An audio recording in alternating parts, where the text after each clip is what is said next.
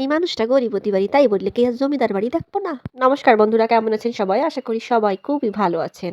আমরা একটা জমিদার বাড়ি দেখবো।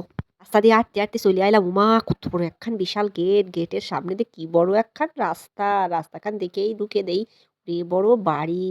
ঈশ্বরের আশীর্বাদে আমি হলাম গরিব। শুনেছি বাংলাদেশে কত জায়গায় জমিদার বাড়ি আছে, তাই এখানে হচ্ছে গোপালগঞ্জের জমিদার বাড়ি। তো জমিদার বাড়ি একটু দেখতে তো মনটাই চাই, যেহেতু আমি গরিব। তাই ঘুরে ঘুরে চোখের মণিখানে ঘুরে ঘুরে উল্টোই পাল্টাই শুল্টোই দেখছিলাম এই জমিদার বাড়ি।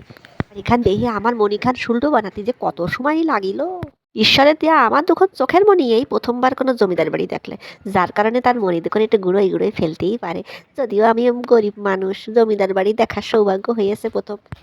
এইবার এই হৃদয়ের মাঝে থাকা হাট করছিল কি এই জমিদার বাড়ির কাদের, একটু তাদের চেহারা খান দেখতে পারলেই হয়তো নয়ন খান জড়িয়ে যেত। ইনারা হলেন এই জমিদার বাড়ির প্রতিষ্ঠাতা।